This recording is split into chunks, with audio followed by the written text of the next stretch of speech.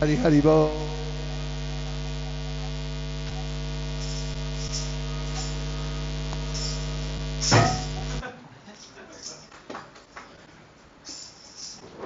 Jai Jai Shri Chaitanya, Jai Nityananda, Jai Dvaita Chandra, Jai Gaura Bhaktavinda. Entering into evidence, I have to use this. Hare Krishna. Entering into evidence from our last discussion is an excerpt. I'm liberated. I'm going to read. This is from a morning walk I had referred to, but here's the actual excerpt. Are you ready? Yes. Tamal Krishna. Sometimes we have heard Kadashi is entertainment.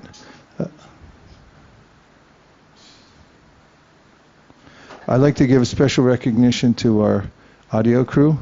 They were working 24/7 to bring this broadcast to both the Inside People's Party, the Outside People's Party, and the really Outside People's Party all over the world. Thank you very much to Chakadola Prabhu, Amrita Sagar Prabhu, who was literally thrown into the sagar of the audio service, and everybody else on the team who is working very hard to make this happen. It's one of the most complex things that you have to do, and they're thinking about that all the time, how to do it, so we're very grateful to all of you. Excellent job. The TV was Chakadola's idea last year too. He introduced it. Give him another hand.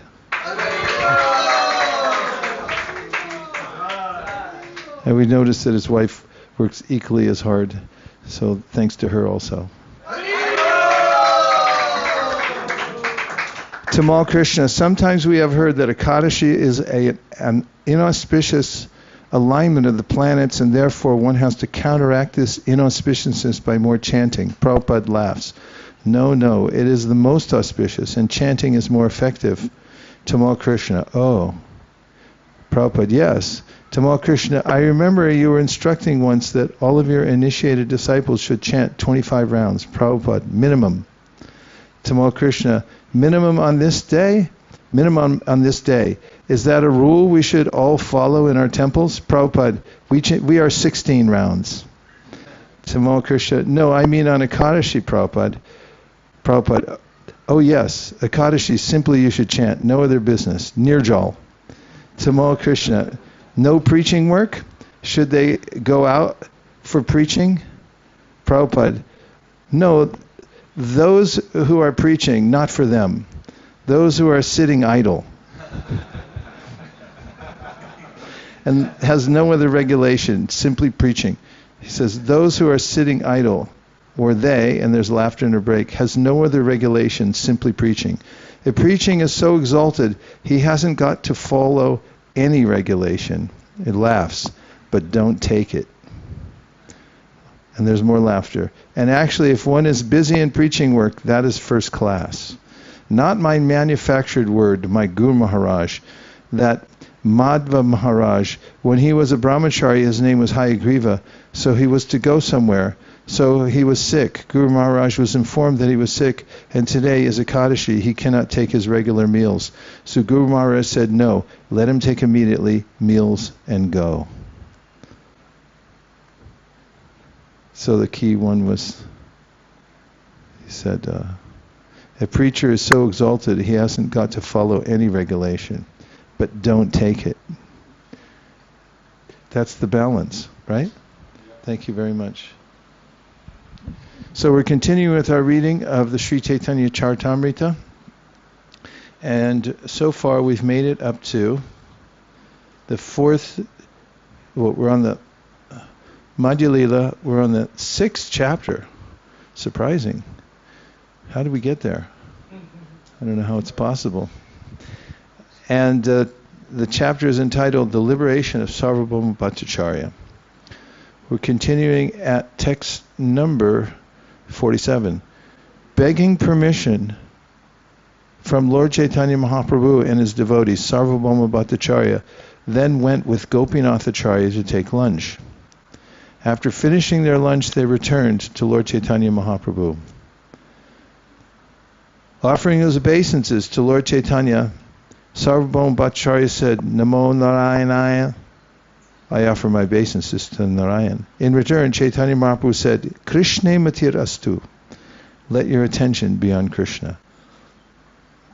Purport is the etiquette among sannyasis, those on the fourth platform of spiritual life, to offer respects by saying Om Namo Narayanaya. I offer my respectful obeisances to Narayan. This greeting is used especially by Mayavadi sannyasis. According to the Smriti scriptures, a sannyasi should not expect anything from anyone, nor should he consider himself identical with the Supreme Personality of Godhead. Vaishnava sannyasis never think of themselves as being one with the Lord. They always consider themselves eternal servants of Krishna, and they want to see everyone in the world become Krishna conscious. For this reason, a Vaishnava sannyasi always offers his blessings to everyone, saying, Krishna matir astu. Everyone please say, Krishna matir astu. May you become Krishna conscious. Hearing these words, Sarvabhauma understood Lord Chaitanya to be a Vaishnava sannyasi. Sarvabhauma then said to Gopinath Acharya, I want to know Chaitanya Mahaprabhu's previous situation. Purport, the word Purvashraya refers to one's previous situation in life.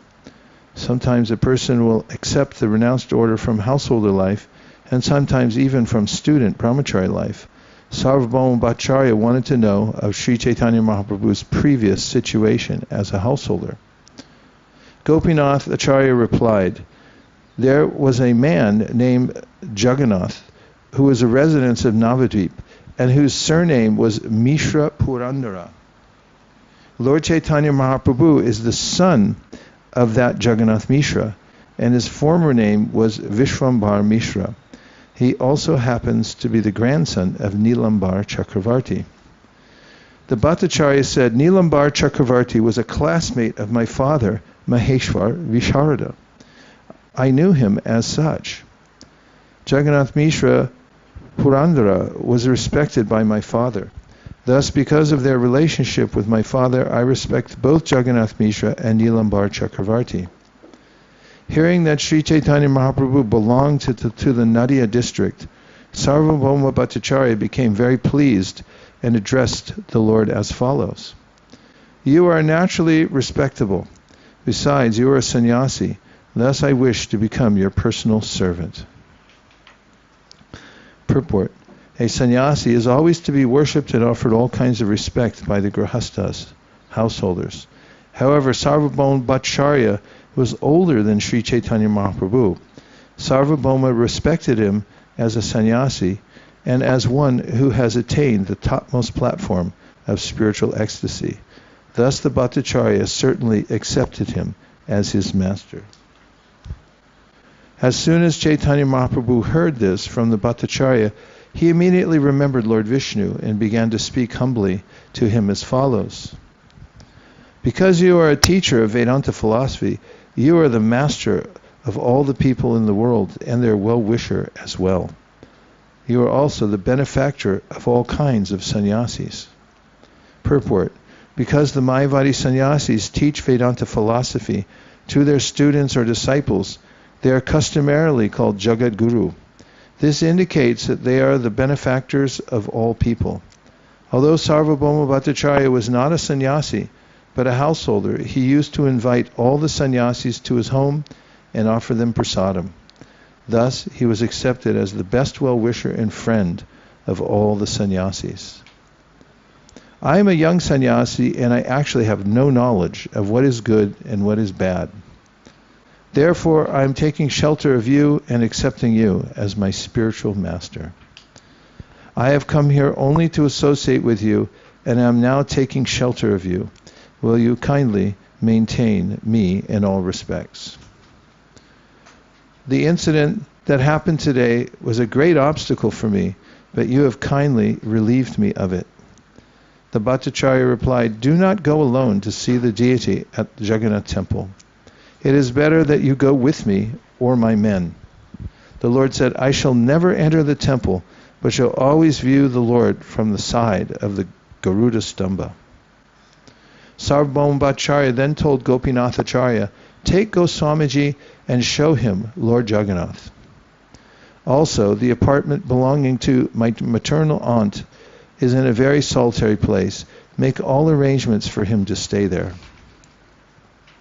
Thus Gopinathacharya took Lord Chaitanya Mahaprabhu to his residential quarters and showed him where to find water, tubs, and water pots. Indeed, he arranged everything. The next day, Gopinathacharya took Lord Chaitanya Mahaprabhu to see the early rising of Lord Jagannath. The next day, Gopinathacharya took Lord Chaitanya Mahaprabhu to see the early rising of Lord Jagannath. Gopinathacharya then took Mukunda Datta with him and went to Sarvabhauma's house. When they arrived, Sarvabhauma addressed Mukunda Datta as follows: "The sannyasi is very meek and humble by nature, and his person is very beautiful to see. Consequently, my affection for him increases." Purport: Sarvabhauma Bhattacharya considered Sri Chaitanya Mahaprabhu a very humble and meek person, because although Chaitanya Mahaprabhu was a sannyasi, he still retained his brahmachari name. The Lord took sannyas from Keshava Bharati in the Bharati Sampradaya, in which the brahmacharis, the assistants of the sannyasis, are named Chaitanya. Even after accepting sannyas, Sri Chaitanya Mahaprabhu retained the name Chaitanya, meaning a humble servant of a sannyasi. Sarvabhauma Bhattacharya appreciated this very much.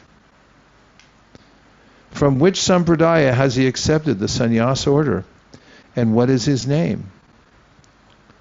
Gopinathacharya replied, "The Lord's name is Sri Krishna Chaitanya." What's his name? Sri Krishna Chaitanya. And his sannyas preceptor is the greatly fortunate Keshava Bharati. Sarvabhauma Bhattacharya said, "Sri Krishna is a very good name, but he belongs to the Bharati community. Therefore he is a second-class sannyasi."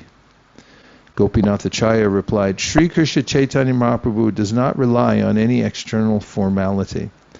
There is no need for him to accept the sannyas order from a superior sampradaya." Purport: Sri Chaitanya Mahaprabhu accepted sannyas from the Bharati Sampradaya, which belonged to the disciplic succession of Shankaracharya. Shankaracharya introduced names for his sannyas disciples, and these are 10 in number. Out of these, the surnames Tirtha, Ashrama, and Saraswati are considered topmost. In the monastery at Sringeri, the surname Saraswati is considered first class, Bharati second class, and Puri third class. A sannyasi who has very nicely understood the slogan Tattvamasi, and who takes his bath at the confluence of the rivers Ganges, Jamuna, and Saraswati is called a Tirtha. A person who is very eager to accept sannyas, who is detached from worldly affairs, who has no desire for any kind of material facilities, and who is thus saved from repeated birth and death, is known as ashrama. When a sannyasi lives in a beautiful solitary place in the forest and is freed from all material desires, he is called vana. A sannyasi who always lives in the forest and renounces all connection with the world in order to be elevated to the heavenly planets, where he can live in the Nandana Kanana, is called Aranya. One who prefers living in the mountains, engaging in the study of the Bhagavad Gita, and whose intelligence is fixed, is called Giri. One who prefers living in great mountains, even among ferocious animals, to attain the summit of philosophical speculation, understanding that the essence of this material world is useless, is called Parvat. A sannyasi who has dipped into the ocean of the absolute truth and collected some valuable stones of knowledge from that ocean, who never falls down from the regulative principles of a sannyasi, is called Sagara. One who has learned the classical art of music, who engages in its culture, and who has become expert and completely aloof from material attachment, is called Saraswati. Saraswati is the goddess of music and learning, and in one hand she holds a musical instrument called a veena. A sannyasi who is always engaged in music for spiritual elevation is called Saraswati. One who has become completely educated and is freed from all kinds of ignorance, and who is never unhappy even in a distressed condition, is called bharati.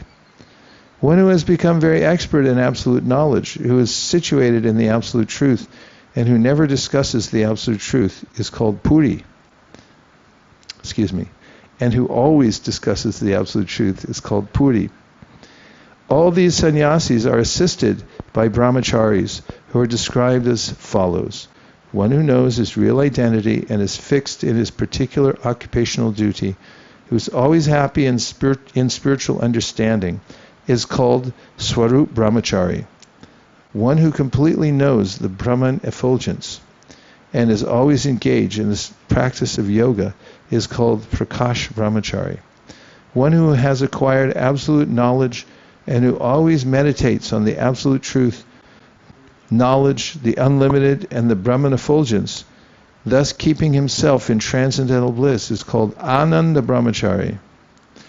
One who is able to distinguish between matter and spirit, who is never disturbed by material transformations, and who meditates on the unlimited, inexhaustible, auspicious Brahman effulgence, is a first-class, learned brahmachari and is named Caitanya. When Sarvabhaumacharya was talking with Gopinathacharya about the Sri Krishna Chaitanya Mahaprabhu sannyas community, when Sarvabhaumacharya was talking with Gopinathacharya about Sri Chaitanya Mahaprabhu's sannyas community, he appreciated the first name, Sri Krishna, but he did not like the surname Chaitanya, which is the name for a brahmachari belonging to the Bharati community. He therefore suggested that the Lord be elevated to the Saraswati community. However, Gopinathacharya pointed out that the Lord does not depend on any external formality. Gopinathacharya was firmly convinced that Sri Chaitanya Mahaprabhu was Krishna himself and therefore independent of any external ritual or formality. If one wants to engage in pure devotional service, he does not require titular superiority as a Bharati or Saraswati. The Bhattacharya inquired, Sri Chaitanya Mahaprabhu is in his full-fledged youthful life. How can he keep the principle of sannyas? I shall continually recite Vedanta Sutra before Chaitanya Mahaprabhu so that he may remain fixed in his renunciation and thus enter upon the path of monism. Purport. According to Sarvabhauma Bhattacharya, among sannyasis, the cultivation of Vedanta philosophy helps in becoming detached from sense gratification. Thus, a sannyasi can protect the prestige of wearing a loincloth, kopina. One has to practice sense control as well as mind control and subdue the 6 forces of speech, mind, anger, tongue, belly, and genitals. Then one can become expert in understanding the devotional service of the Lord, and thus become a perfect sannyasi. For that purpose, one must cultivate knowledge and renunciation regularly. When one is attached to material sense gratification, he cannot protect his sannyas order. Sarvabhaumacharya suggested that by the study of vairagya, renunciation, Sri Chaitanya Mahaprabhu might be saved from the clutches of full-fledged youthful desire. It just came into my mind, and looking at the situation, it reminds me of a Shakespearean comedy, when oftentimes the identities of the characters are concealed to the other characters, but the audience knows who they are. And then there's a comedy of mismatch and errors and that. And we all know what's coming. So throughout this section, seeing that Chaitanya Mahaprabhu is playing the part of a innocent young sannyasi, and how later in the Chaitanya Bhagavat, after he sees, or as Sarvabhauma Bhattacharya sees his forearm form as Lord Narayan, Vrindavan Das Thakur has it that the Lord says to him, do you still think I'm unqualified? That's funny. So the whole thing has that little comedic tension to it, doesn't it? Yeah. May I put this back on again? Yes. Thank you very much. Nice work. Had to be done.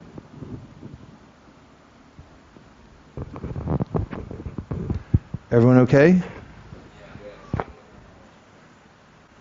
outside people's parties always okay. Okay, 76. Sarvabhauma Bhattacharya then suggested, if Sri Chaitanya Mahaprabhu would like, I could bring him into a first-class sampradaya by offering him saffron cloth and performing the reformatory process again. Purport, the Bhattacharya wanted to reinstate Sri Chaitanya Mahaprabhu into the Saraswati Sampradaya because he did not like the Lord's belonging to the Bharati Sampradaya or Puri Sampradaya. Actually, he did not know the position of Lord Chaitanya Mahaprabhu. As the Supreme Personality of Godhead, Chaitanya Mahaprabhu did not depend on an inferior or superior sampradaya. The Supreme Personality of Godhead remains in the supreme position in all circumstances. Gopinathacharya and Mukunda Datta became very unhappy when they heard this. Gopinathacharya therefore addressed Sarvabhauma Bhattacharya as follows. My dear Bhattacharya, you do not know the greatness of Lord Chaitanya Mahaprabhu. All the symptoms of the Supreme Personality of Godhead are found in him to the highest degree. Purport. Since the Bhattacharya was an impersonalist, he had no idea of the absolute truth beyond the impersonal effulgence. However, Gopinathacharya informed him that Chaitanya Mahaprabhu was the Supreme Personality of Godhead. Those who know the absolute truth know it in 3 phases, as explained in Srimad Bhagavatam 1-11. Vadanti tat tattva vidas tattvam yajnanam advayam prameti paramatmeti bhagavaniti shabdyate. Those who are in knowledge of the non-dual absolute truth know very clearly what is Brahman, what is Paramatma, and what is the Supreme Personality of Godhead. The Supreme Personality of Godhead is Shat Aishvarya Purna, complete with 6 opulences. Gopinathacharya emphasized that all those 6 opulences were completely existing in Sri Chaitanya Mahaprabhu. Gopinathacharya continued, Lord Chaitanya Mahaprabhu is celebrated as the Supreme Personality of Godhead. Those who are ignorant in this connection find the conclusion of knowledgeable men very difficult to understand. And now we'll take a few reflections or questions.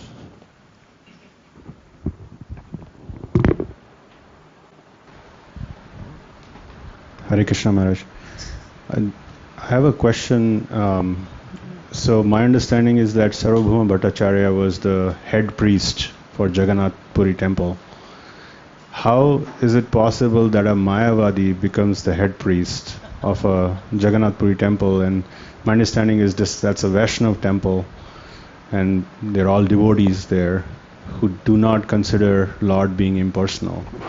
So how do we understand that him being the head priest, and he's offering prasad, like he's giving prasadam to everyone and distributing prasadam and everything. So how is it that he's a Mayavadi and he became the head priest? Probably so that we'd have this pastime where Lord Chaitanya would come and liberate him. Well, Sarvabhauma Bhattacharya wasn't just the head priest for the temple. He was the most famous pundit in all of India. And he was known for his erudite scholarship. So he was highly respected. He had thousands and thousands of disciples everywhere. In fact, it's mentioned how he could memorize a book. He'd just read it once and he'd know the whole book all the way through.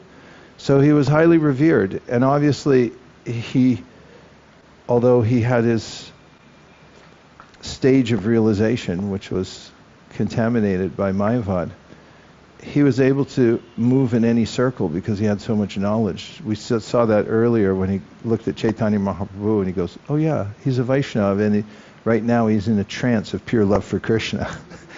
So it was hardly, he was highly exalted in all of society, and people regarded him very highly, as far as his realization of Lord Jagannath. Even today, you go to Rath Yatra, you see that there's millions of people there. And they all come for their different purposes. Madhavananda Prabhu was talking about how Everyone comes to see Lord Jagannath, and the Buddhists come, they worship him. The Mayavadis worship him. Everybody. So even some Christians come. And they all have different conceptions because he fulfills the desires of everyone. Ye yatamam prapajante. But he really was known as, he was one of the most famous people in India. You can look him up. Even now history shows that Sarvabhauma Bhattacharya was revered throughout all scholarly circles. So that gave him some stature. Yes? Even now the Shankaracharya is the one who decides on matters. Yeah. When you go to Rath Yatra, then you think if everything's going to start, and then they put up a stage and all these dignitaries, politicians get up there and give speeches for hours. And it starts off with the Shankaracharya, the appointed person of that Sringeri Math, talking, and they're not necessarily talking about Srimad Bhagavatam as Gaudiya Vaishnavas. Yes? Right, that the word came Deul, how to pronounce the Bengali when we're reading that Chaitanya Mahaprabhu was entering to the temple. So I found some Bengali devotee to transcribe. Okay. Can please. And what's the context again? What do you... Deul, like the temple, when Jagannath, when he was trying to go to the Jagannath temple, that word came Deul. And we were wondering Deul, how to pronounce that. Okay. জগন্নাথের দেউল দেখি আবিষ্ট হইলা দণ্ডবত করি প্রেমে নাচিতে লাগিলা. Deul. Even though actually the word, the way it is spelled, it should be Deula, but in Bengali we don't pronounce it, the last O, many times it is silent, so it will be pronounced as Deul. Deul. Thank you very much. Nice research. We get you a research grant. Okay, Madhav. Okay, I see the hands in the outside people's party. I'll come next. Madhav's going now, and then I'll pass it to you.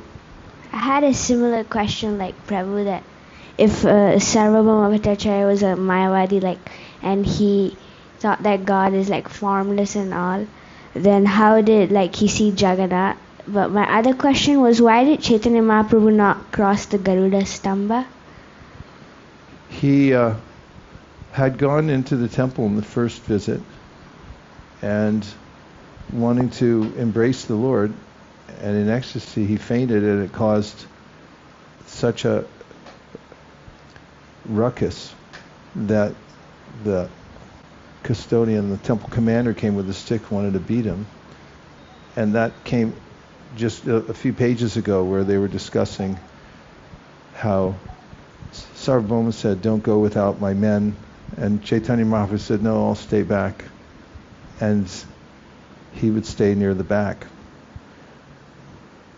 And it just reminds me, although it's not a direct answer to your question, Srila Bhaktisiddhanta Saraswati Thakur was known to have stood by the Garuda Stamba in the temple oftentimes, because according to the Sri Bhaktisiddhanta Vaibhav, he said when Krishna looks out, he'll look for his devotee Garuda, and then he'll see me standing next to him and I'll be seen. And he had this whole idea about darshan, that we're not going to see the Lord, we're going to be seen by the Lord. That's not implied in the text here of why. The main reason was because he felt he couldn't control his ecstasy, so he stayed back. Okay, on the outside I saw a few hands. Yeah. I just wanted to say a thought. I love this exchange between Sarvabhauma Bhattacharya and Chaitanya Mahaprabhu so much. I feel it's so exemplary pastime to show how important the culture of respect is. Like we're discussing how Sarvabhauma Bhattacharya was a Mayavadi sannyasi, but he had such a paka culture of respect, and he offered obeisances to Lord Nityananda. He respected Chaitanya Mahaprabhu and took care, and that ultimately earned him the credits to get the mercy of the Lord. And similarly, the exchange of Chaitanya Mahaprabhu accepting him as a spiritual master and seeing himself in the position of a student and giving him all respect in that way is just so beautiful. You know, that I feel no matter who we are or where we are or what we're doing, we always need to be respectful, because we don't know whom we're dealing with or what will evolve or what can happen. True. Like that. That's so important. I think it's one of the most important lessons we've extracted so far. Akshobhyatirtha all the way in the back. Thank you very much, Mataji. That was really nice lesson to take away. Hare Krishna, Gurudev. So that was actually my question. Like Chaitanya Mahaprabhu saying that please accept me as your spiritual master. I mean, for us, like neophytes, it's like, okay, we already have a spiritual master. Like, is it a Diksha Guru? Is it like, what is he really implying? He's just paying respect. That's one. The other thing is, what were the first few words that they exchanged when Chaitanya Mahaprabhu came to consciousness? I probably skipped it. Maybe I was, dozing off or something. Sorry about that. But what did they say something to each other? Like, what were the first few words that Sarvabhauma Bhattacharya said to Chaitanya Mahaprabhu, and then Chaitanya Mahaprabhu replied? Well, in one case, he said, Sarvabhauma said to Lord Chaitanya, Om Namo Narayanaya. Yes. And that's what Mayavadis do, because they say everybody's Narayan, but especially a sannyasi, because he's liberated. Therefore, the real Narayan-ness is coming out. And then Lord Chaitanya said back to him, Krishna Matirastu, may you always remember Krishna. So he could note, Sarvabhauma Bhattacharya was astute, so he noted, oh, he's a Vaishnava sannyasi. But other than that, he said, Haribol, when he came back to consciousness. Is that what you meant? Yeah, that's really interesting, because even when Chaitanya Mahaprabhu reminds him that Krishna is something we need to acknowledge, and Narayan is fine for you, but Chaitanya Mahaprabhu stuck to his tradition. Right. Sometimes we say Radhe Radhe, which is fine. I mean, it's a commonplace term when we use it in the Dham. When people call out, we also say Hare Krishna, but sometimes we say Radhe Radhe also, so it gets a little... but I really like the fact that Chaitanya Mahaprabhu was very clear. It's Krishna all the way. Well, Malati told me, Malati Devi, the venerable disciple of Prabhupada, once I was sending texts out to everybody when I was leaving for Vrindavan. I was putting Radhe Radhe on everything. And she wrote me back and she said, a quote from Prabhupada, a direct quote, Prabhupada said, they say Radhe Radhe, we say Hare Krishna. Yes, but it is telling what people use as their sign-off or greeting, especially in any circle. You can kind of tell where people are from, but in spiritual circles, it obviously in the context it's very clear who's who. Yeah, nice point. And about Anybody the else? spiritual master part, like that was just Diksha Guru request? Well, Mahaprabhu's playing a role here. And you could say it's in the scheme of bringing Sarvabhauma Bhattacharya into the fold of his movement. It's preaching doesn't just mean talking. It means how you interact with people. And when we go on Sankirtan, we're enjoined to put people on a Vyasasana and worship them so that they don't feel that we're condescending. This is the advice of the great Acharya, who said, when you go to talk to people about Krishna, first tell them that they're the most exalted people in the world, and I want to learn from you. And once their ego has been dropped, then you can tell them, please forget everything you've learned. Chaitanya Mahaprabhu. Not exactly like that, but the point is that when devotees are interacting with others, especially those who are not yet Krishna conscious, they are very gentle and non-condescending, And that brings people closer. It's an attractive quality. People want to know more and more who you are, what you know, and where you got to be where you are because of your character. And that's what happened with Chaitanya Mahaprabhu and Sarvabhauma Bhattacharya. He saw this beautiful sannyasi, all opulent, and then that sannyasi saying, "Oh no, you're my spiritual master. Please teach me." And that's the positioning. And so it has nothing to do with the formality of Diksha. It's more about their spontaneous relationship in Mahaprabhu, wanting to bring him to the point of Sarvabhauma using his paternal instinct towards Chaitanya Mahaprabhu as a young sannyasi to get the Sukriti in order to open his heart and understand Krishna. Does that help? Akshobhyatirtha doesn't have the mic anymore, but you can just raise your hand if it helps. Okay. Yes, Nitya Tarangani. And also I want to acknowledge Nitya Tarangani and Ramesh for doing so much work with the broadcasting too, working tireless behind the scenes. Hare Krishna.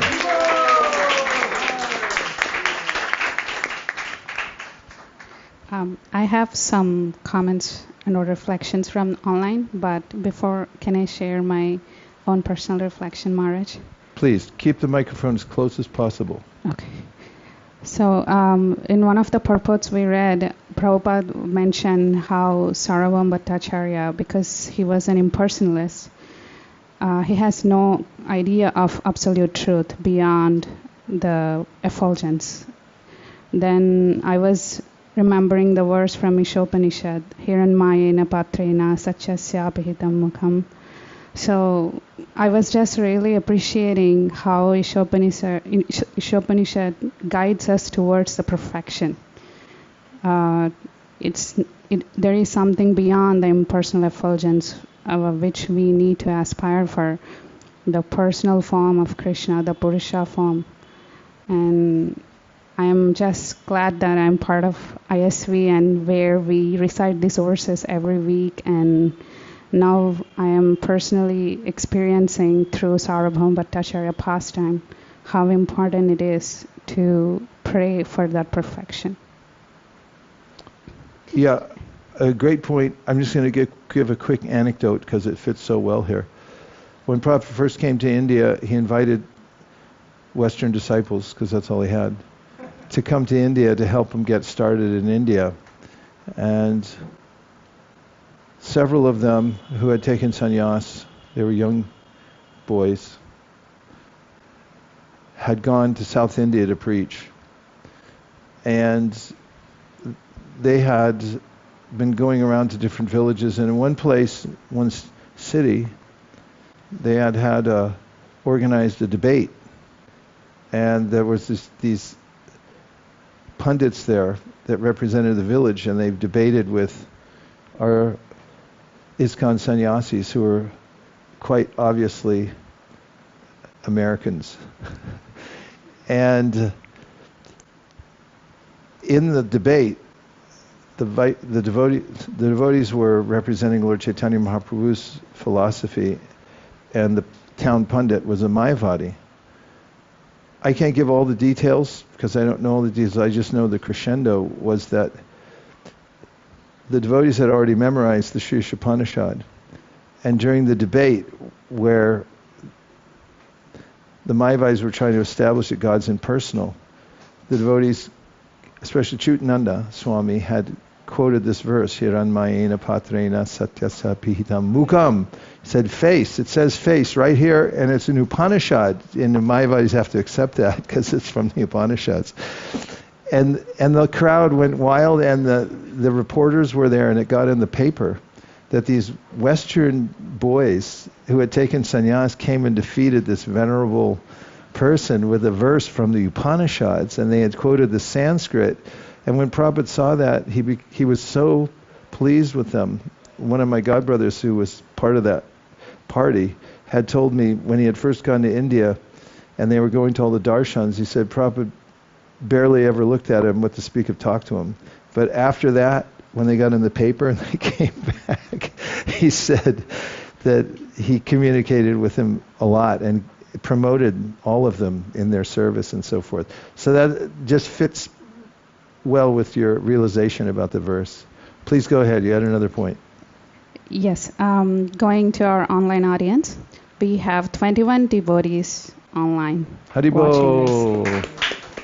So the first question is from Sri Antariksha Prabhu. He wants to know, why did Sarvabhauma Bhattacharya specifically asked about the Atma Rama verse?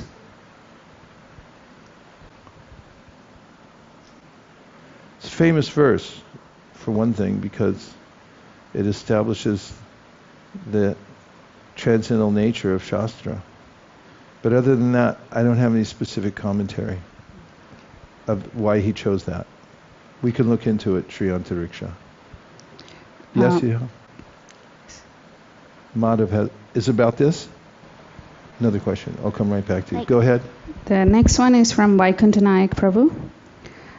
His question is, why did Mahaprabhu take sannyas initiation from a Mayavad Sampradaya? Does it not send confusing signals to the spiritual seekers? They might cite this instance to wrongly believe that Mayavad is the topmost philosophy and that personalism or Vaishnavism is a subordinate philosophy. Well, they would be hard put to do that, given that Chaitanya Mahaprabhu, after taking that sannyas, had defeated Sarvabhauma Bhattacharya, who was a Mayavadi. And other than that, Chaitanya Mahaprabhu took sannyas for a very specific reason. It was so that he would garner respect from the people in general. And the main accepted way of taking sannyas was in the Shankaracharya Sampradaya at that time. So it was not an ontological decision, but it was meant to attract people in general so that they would get the sukriti of honoring him.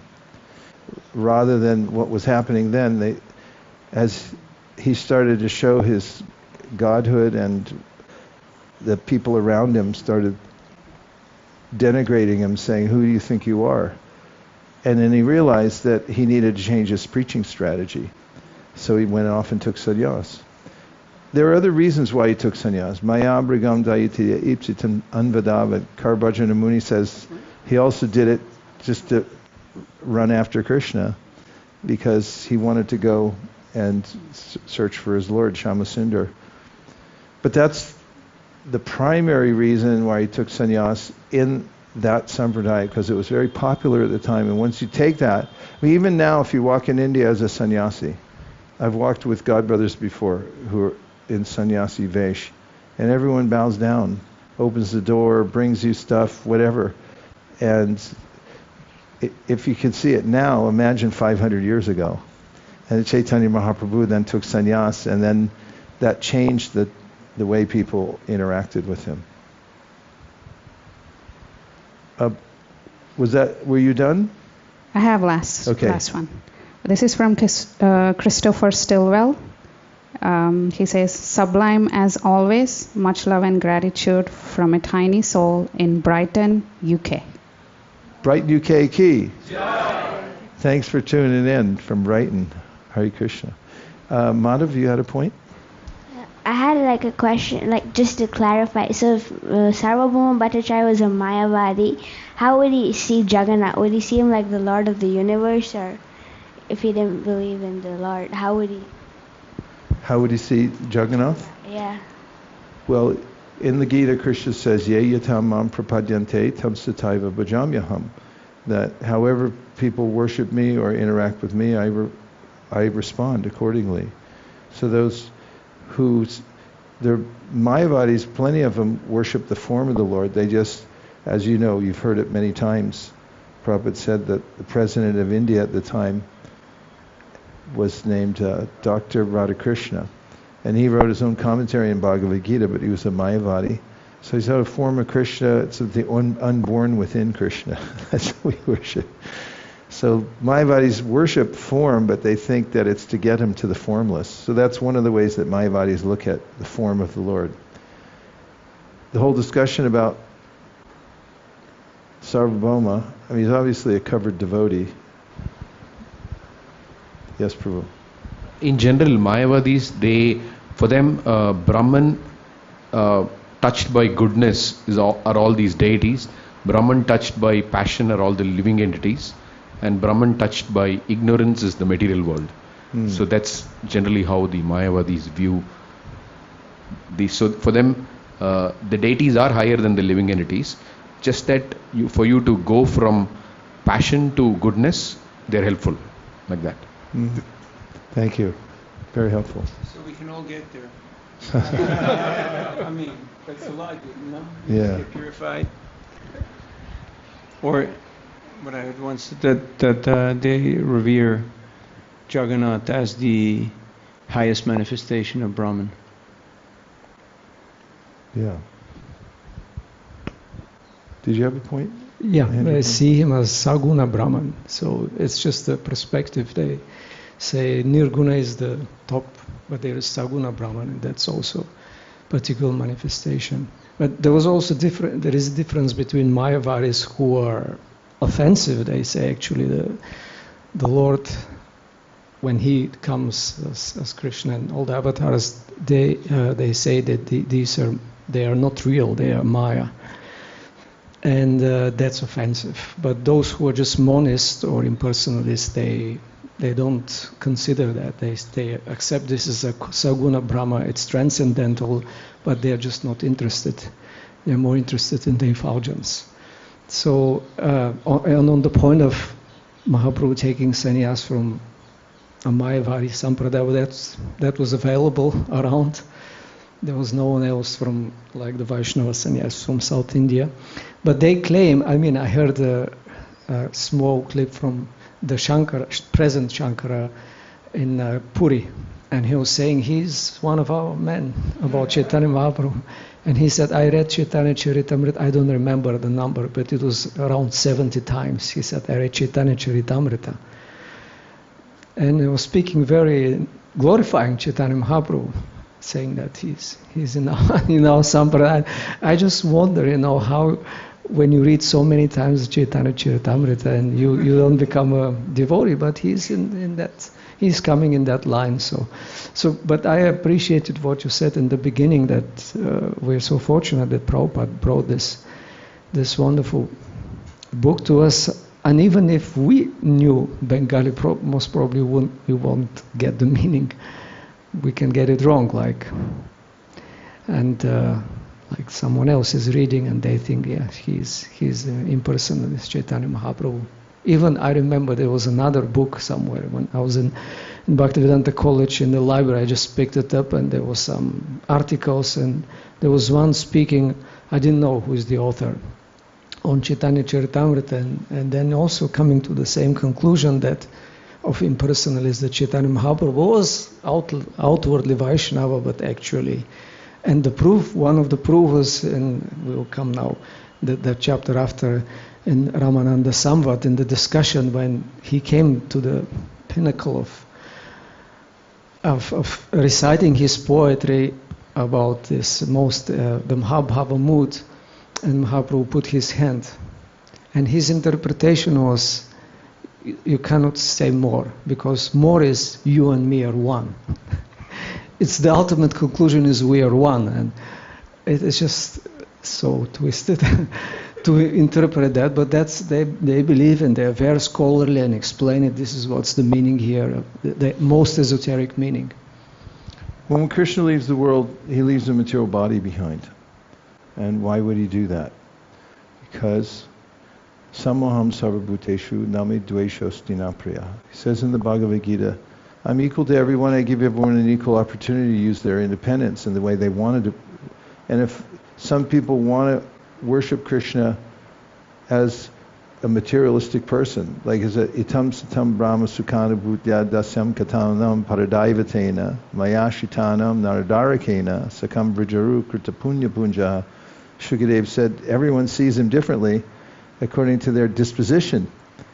And so why does Krishna leave a material body by the side when he gets shot in the foot by an arrow? And how would he die from getting shot in the foot by an arrow as the Supreme Personality of Godhead? And our acharyas say that there are those that want to remain atheistic. So he gives an opportunity for them that if you would like to maintain that, I'll give you that opportunity. I mentioned it in context with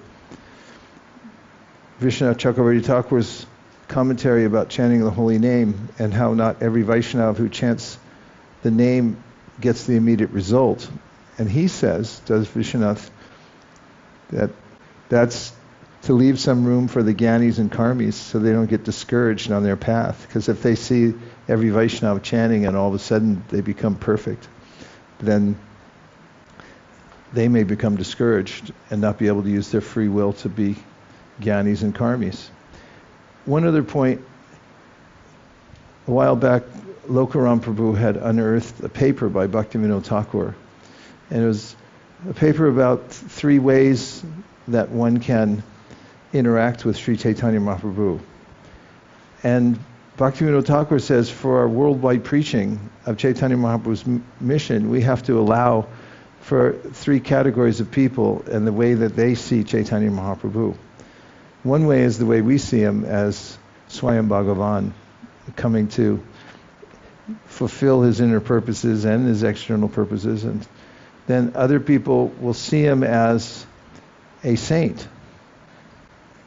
And then other people will see him as a reformer, that he came at a particular time to overthrow the oppressive social system where only brahmanas could be this or that and everybody else was left out. And then he elaborates on the mentalities of these 3 types of people. But he says all of them get benefit from interacting with Chaitanya Mahaprabhu in their own way, because Chaitanya Mahaprabhu is so merciful and he's the Supreme Personality of Godhead. They have to start somewhere. And that was Sarvabhauma's approach, that, okay, he sees me as this, I'll interact with him in that way and gradually bring him to pure devotional service. You have a point? Okay, last one, because it's 1 o'clock. Also, in the Krishna book, or 10th canto, Krishna entered the arena with the wrestling, like King Kamsa, and it was described that many people there saw Krishna in different ways. Like some saw him as, their son, some saw them in different ways like that. Yeah, that's a good citation, and it goes to that point in Jagannath Puri. Madhavananda Prabhu talks about everybody comes to see Lord Jagannath, and they all have their own agenda. There was one last point. I already alluded to this before about the professor who the devotees met on campus in Colorado, and he taught religion. And so he helped them. He got a lot of Sukriti because he liked them. He had been a follower of the Dalai Lama for many years and was interested in Buddhism, and his philosophy was anatma, that there is no soul ultimately. And he had read Prabhupada's books, all the Bhagavatam and all the Caitanya Charitamrita twice, and he wasn't a devotee. He read Vishaka's book about nature and Bhagavad Gita. You know that book? And he read one verse about the soul, and all of a sudden he just converted. He became a Vaishnav. And those who are anatma, they have a sense of there being no God, no soul, and so forth. They come in contact with devotees, they could be in big trouble. He wrote the Dalai Lama and asked if he could become a devotee, and the Dalai Lama gave his blessings. So whichever path you want to follow, he said, this devotee told me that the Dalai Lama is okay with it.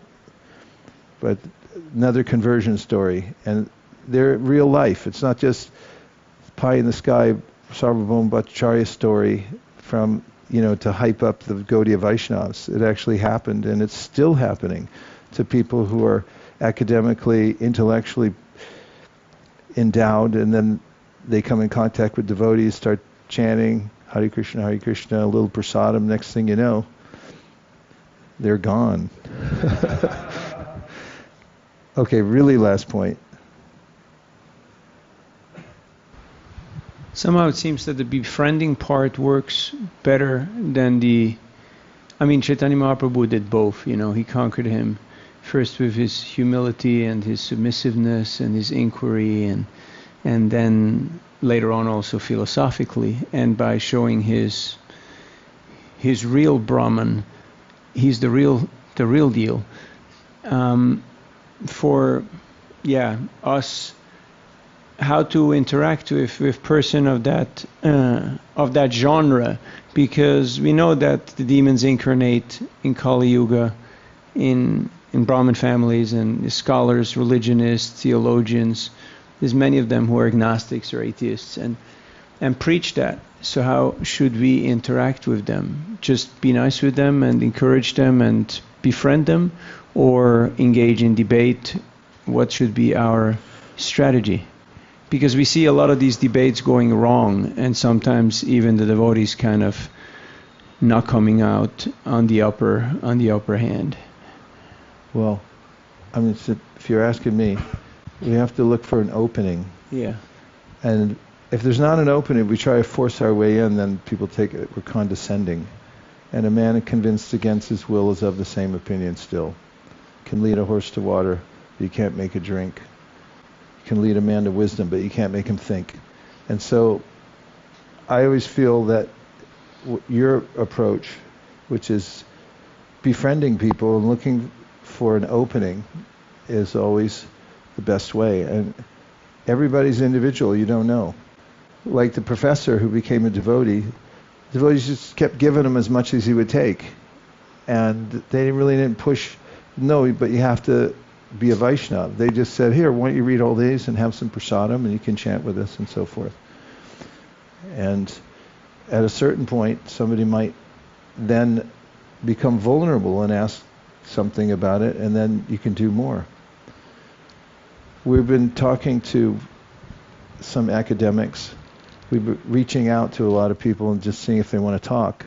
And we have these Zoom sessions.